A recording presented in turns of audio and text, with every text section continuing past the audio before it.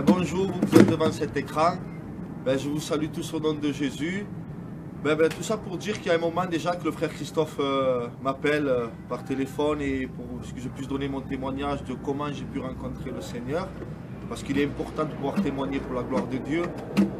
Et puis j'ai jamais eu le temps et vu qu'on grave ce fameux CD, aujourd'hui le frère Christophe profite, il me presse comme un citron, il me fait un peu témoigner, il me fait un peu participer pour son site Chrétien au quotidien, que j'encourage vivement tous ceux qui regardent ce site de pouvoir suivre ce qui se passe dans ce quotidien, dans ce site, parce que c'est très important. Voilà. On va rester dans la continuité du témoignage des guérisons, parce que Dieu se sert de tout pour pouvoir gagner ta vie. Moi, je viens d'une famille catholique traditionnelle. J'ai grandi là-dedans jusqu'à l'âge de 27 ans, parce que j'en ai 33 aujourd'hui.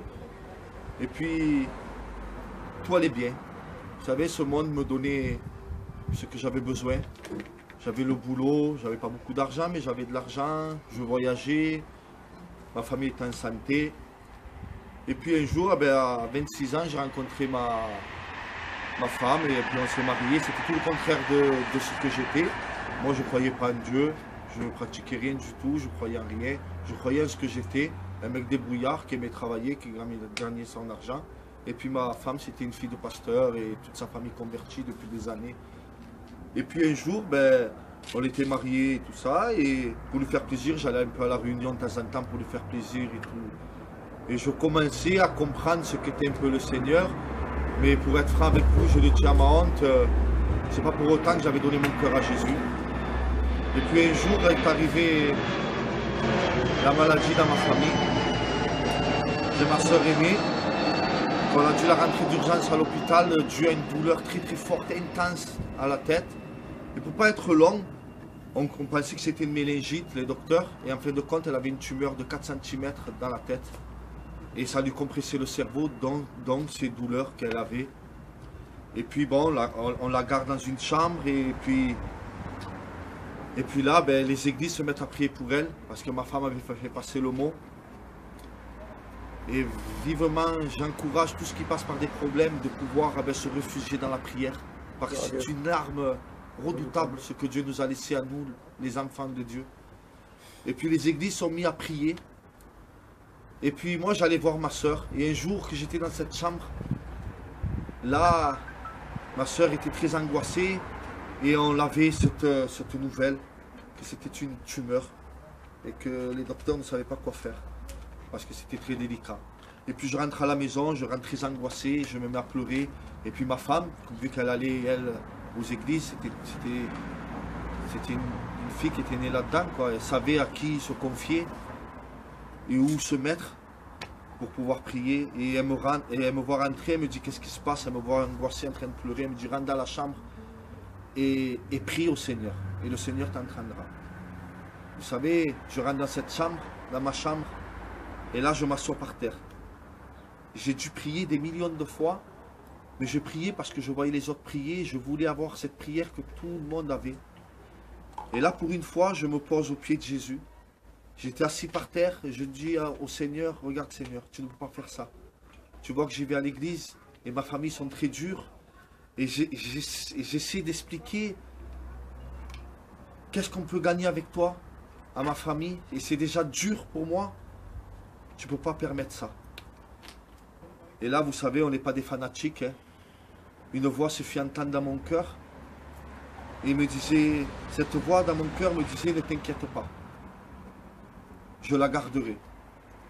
Et là, dès que la voix s'arrête de parler dans mon cœur, un poids sort de moi. Je me suis senti libéré à tel point qu'une fatigue est venue m'envahir et je suis resté presque endormi par terre.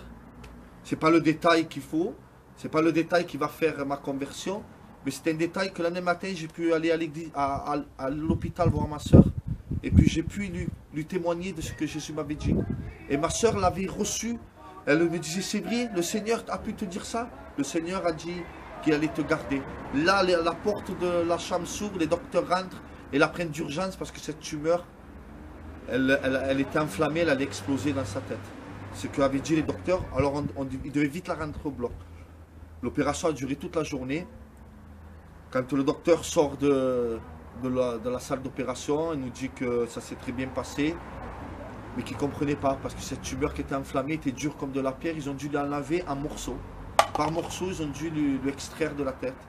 Et puis il nous a dit, mais la mauvaise nouvelle, c'est qu'elle sera aveugle et paralysée. Et elle n'aura pas sa tête. Un légume. Excusez-moi pour l'expression, mais ça allait être un légume. Et puis là, ben, dans mon cœur, j'avais cette assurance que le Seigneur m'avait dit qu'il a gardé. Alors j'ai gardé cette assurance à moi. J'ai dit, non, le Seigneur a dit, j'attrape ma mère. J'ai dit, ne panique pas. Le Seigneur a dit qu'il allait la garder. Et ça passe quelques heures et le docteur, il nous invite à aller la voir dans la salle de réveil.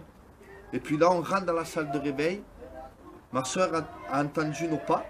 Elle a tourné la tête. Elle nous a reconnus. Elle a reconnu ma mère. Donc elle n'avait pas perdu la tête ni la vue. Et puis là, elle avait demandé pour ses enfants, si ses enfants avaient mangé. Elle avait déjà la notion du temps et elle n'avait pas perdu ses facultés. Certes, elle était paralysée d'un côté, mais pas comme les docteurs avaient dit, c'était juste d'un côté. Ils avaient dit que ça allait mettre 2 ans pour qu'elle puisse retrouver un petit peu de ses facultés. Et puis ça a mis 1 mois. On l'a rentrée dans un centre spécialisé. 1 mois après, ma soeur a marché. 1 mois après, ma soeur a pu attraper des objets. On l'a fait sortir au bout d'1 mois et aujourd'hui elle est chez elle.